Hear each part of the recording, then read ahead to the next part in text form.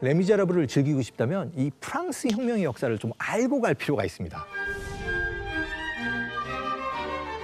이 그림은 프랑스 혁명 이전 프랑스를 지배했던 부르봉 왕가의 모습입니다.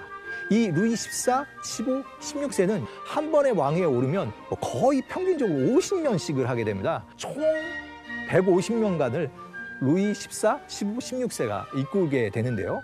이 루이 16세와 그의 부인인 마리 앙투아네트 때에 와서 위기가 결국 오게 됩니다. 당시 프랑스에는 3가지 신분이 있었습니다. 귀족과 성직자를 뺀 나머지는 다 일하는 자가 되는 것이죠. 당시 프랑스 사회는 성직자와 귀족이 인구의 2% 정도밖에 안 됐는데요. 이들이 토지 40%를 소유했지만 세금을 전혀 내지 않았습니다. 나머지 98% 제3신분에는 농민, 노동자, 변호사, 의사, 부유한 상인들이 포함되는데요. 프랑스 혁명기에 그려진 이 당시 그림을 보면 제3신분의 사람들이 나머지 둘을 먹여 살리는 것을 풍자한 그림이라는 걸 알 수가 있습니다. 우리가 이 사람들을 먹여 살리고 있었다, 이런 것들을 이렇게 그림에 드러냈는데요. 이 시대 귀족과 평민들의 갈등을 한번 제대로 보고 싶다면 모차르트의 오페라 피가로의 결혼을 보면 됩니다. 백작의 하인 피가로와 백작 부인의 하녀 수잔나가 결혼하는 과정을 다루는데요. 백작의 바람기를 혼내고 골탕 먹이라고 하죠. 백작, 당신은 절대로 수잔나를 얻을 수 없어. 귀족의 신분, 부, 높은 지위, 품위, 그런 것들을 다 지녔다고 우쭐대지. 하지만 그처럼 다양한 특권을 위해 당신이 스스로 한 일이 대체 뭐가 있지? 세상에 태어나는 수고 말고는 아무것도 할 일이 없잖아. 모든 것을 누리지만 백작이 한 거라고는 귀족으로 태어난 것밖에 없다. 이 작품은 바로 신분 제도에 대한 이야기임을 말해줍니다. 이미 갈등이 굉장히 고조되었던 시기였죠. 그림을 한번 볼까요? 앞서 말씀드렸듯이 모자를 통해서 또 신분이 잘 드러나죠. 그리고 또 복장을 봐도 모자를 봐도 누가 높은 신분이고 누가 제3신분인지를 말해주고 있습니다. 한쪽에선 야 구식이야 이 구닥다리라고 이야기하고 조롱하고, 반대편에선 신식이 너무 유치해 서로 조롱하고 있는 모습입니다. 속된 말로 서로 디스하는 모습이라고 할 수 있습니다. 당시 프랑스 화가들은 색채를 강화한 색채파와 드로잉파랑 이제 싸우고 있었는데요. 색이 먼저인지 선이 먼저인지 논쟁이 계속됐습니다. 이 이야기를 대표하는 사람들이 바로 앵그르와 들라크루아입니다. 들라크루아는 이른바 색을 중심으로 해서 좀 더 감성적으로 풍부하게 펼쳐나가야 한다고 주장한 사람이고요. 반면 앵그르는 선이 모든 것이다, 완벽한 선에 의해서 통제된 그런 세계를 꿈꿨고요. 정말 앵그르의 모습을 보게 되면 선에 의해서 견고하고 아주 확고한 그런 모습을 다시 보실 수가 있습니다. 들라크루아 이전에 낭만주의의 새로운 세계를 열었던 사람이 제리코라는 작가입니다.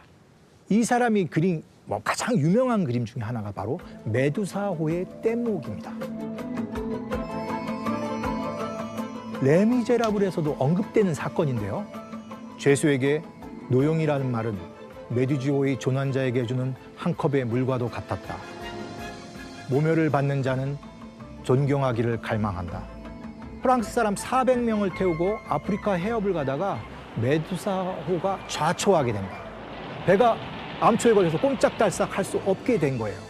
이 선장이 배를 몰아본 그런 경험도 없는 사람이 신분만 높기 때문에 바로 선장이 되었고요. 이런 무능한 선장 덕분에 바로 이런 사건이 벌어지게 된 거죠. 이렇게 되자 사람들은 보트에 타게 되죠. 400명 중에 보트를 탈 수 있는 사람은 250명뿐이고 나머지는 150명 정도는 뗏목을 만들어 타야 했습니다. 여기서도 계급이 나뉘어졌던 거죠. 이 사건이 벌어졌던 시기는 프랑스 왕정이 복귀했던 시기인데요. 한마디로 부르봉 왕조의 무능함을 보여주는 사건으로 이게 알려지게 됩니다. 뗏목에 있던 150명 중에서 15명만 겨우 살아남은 그 당시 참혹했던 이야기가 바로 메두사호 사건이었는데요. 이 사건을 접하고 제리코는 바로 이 그림을 그렸습니다. 그냥 조그맣게 그린 게 아니라 엄청 크게 그려서 폭이 7m, 높이가 4m인가 5m 되는데요.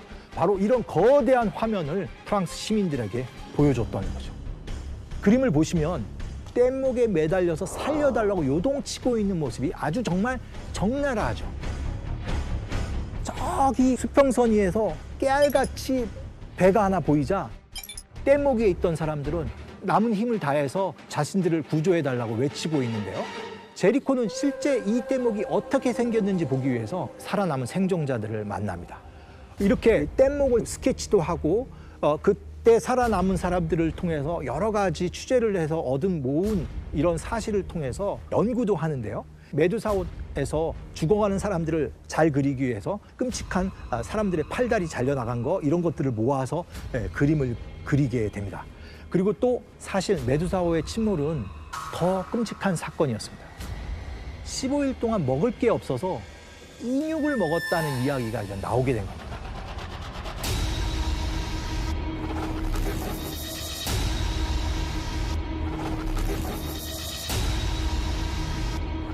이렇게 되면서 여러모로 사회에 엄청난 파장을 일으키게 되는데, 그런데 빅토르 위고는 길고 긴 프랑스 혁명사에서 왜 스쳐 지나갈 수도 있는, 누군가에게도 잘 기억되지 않을 1832년의 이야기를 썼을까요? 이 책이 1862년에 나오니까 30년 전의 이야기를 다룬 거예요. 그럼 빅토르 위고가 30대 때 벌어진 일이 1832년의 6월 봉기에 대한 일인데요.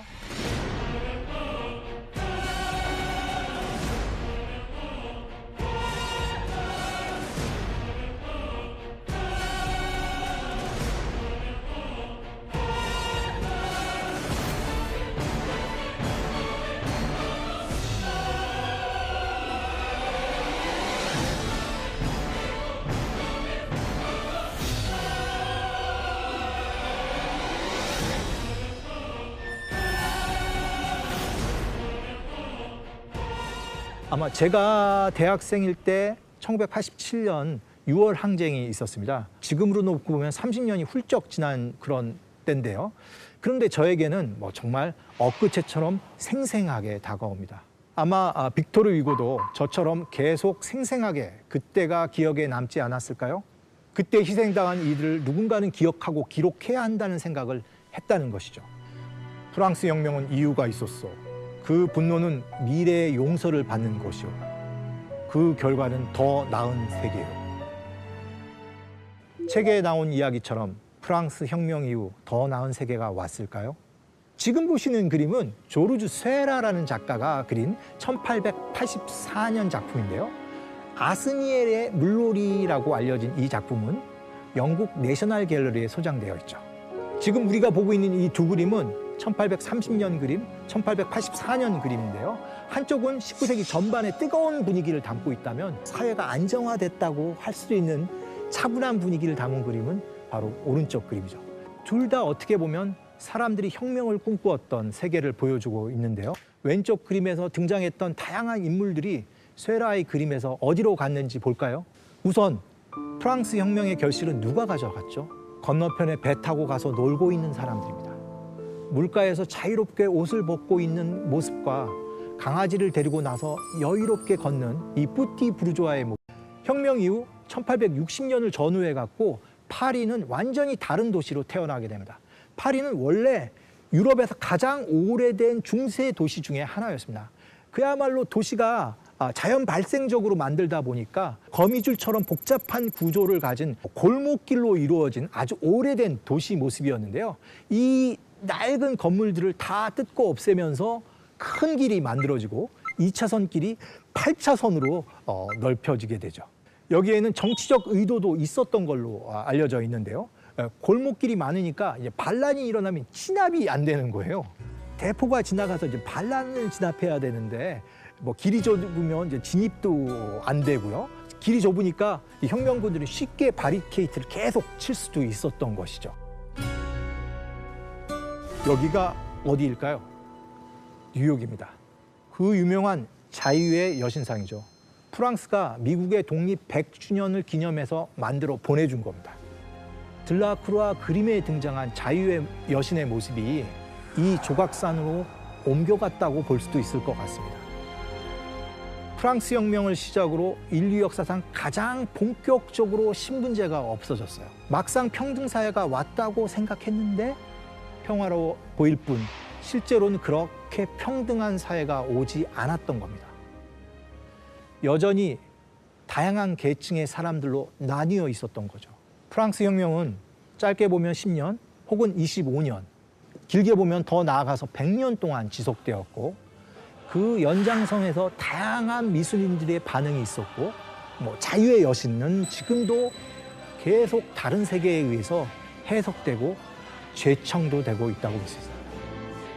이 세상에 빈곤이 계속되고 여성과 아이가 보호받지 못한다면 이 이야기는 앞으로도 계속될 것 같습니다.